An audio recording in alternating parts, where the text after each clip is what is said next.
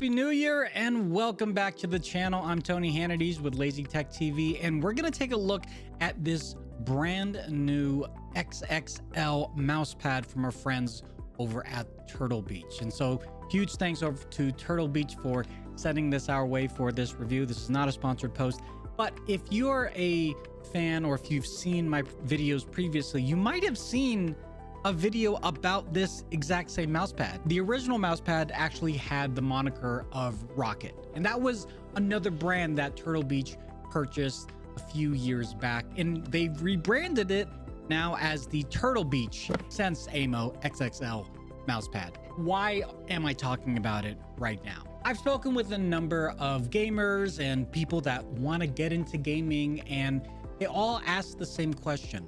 What is the deal with the oversized mouse pad? Why? What's the big whoop about it? Well, there's a number of reasons, and actually a few of them are quite practical. First and foremost, it raises your mouse as well as your keyboard up just a little bit, so the height to the desk is going to be the same across the board, so nothing is a little off kilter. It's all along the same plane.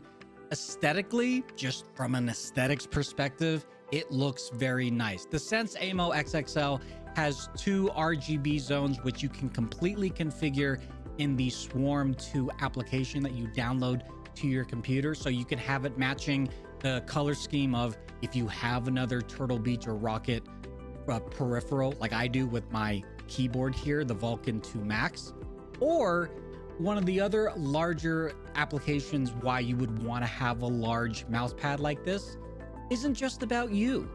It's about your family, and especially if you have other people in your life that want to game, they have the ability, if they are right-handed or left-handed, utilize the mouse pad on both sides of the keyboard. If you didn't have an oversized mouse pad, you just had the small one, you could just flip it from one side to the other. It's not a big deal, but it's a convenience thing, and it's just one of those niceties, if you will, that having the oversized mouse pad, you just don't have to think about it.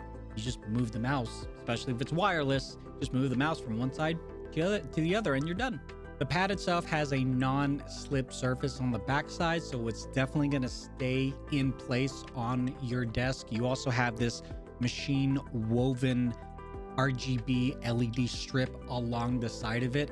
I would highly recommend that if you are going to put this on your desk and you're using some sort of simulation accessory like for driving or for flying, just make sure you move the mouse pad, because if you have the clamp on the mouse pad, you are definitely going to ruin the LEDs. I know that seems obvious, but I'm just saying right now, don't be like some people. The other thing too is on the original Rocket mouse pad, the plug, the USB plug, was micro USB. And at the time I thought, not a big deal. It's micro USB. It's just an RGB light. Not a big deal. This is the brand new one, and it's still micro USB. And again, it's not a big deal, but it's just very interesting that they went through the trouble of changing all the branding and including the badge on the actual mouse pad itself, but just that one plug is still an old plug of micro USB. I'm sure they could swap it out for a USB Type-C. I'm not saying that the USB Type-C would make it better or faster or stronger. I'm just saying now that we're getting into the standard of Type-C, or we've been in the standard of Type-C, it's quite interesting to still see micro USB being sold in this day and age. Nevertheless, especially with the Swarm 2 application and having the AIMO, all the RGB lights match everything across the board, it just aesthetically looks really, really nice. You want to make sure when you are washing this, you use a very lightly damp cloth. And I highly recommend, hold on, I have something. I highly recommend something like this, just a little lint remover.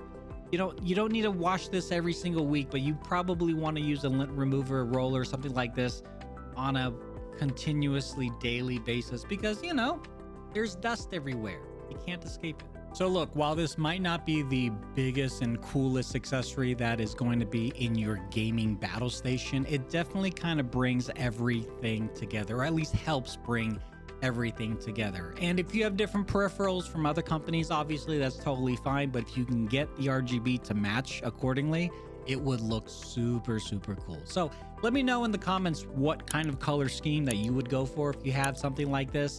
And if you have any other questions, please put those in that same comment section. Links, as always, can be found in the description below. And if you like this content, check me out over on Twitch, or if you want, you can check my work channel, Expert Zone. We have a lot more reviews over there, and we'd love to have you check those out as well too. In the meantime, take care of yourselves and each other, and once again, Happy New Year. Later.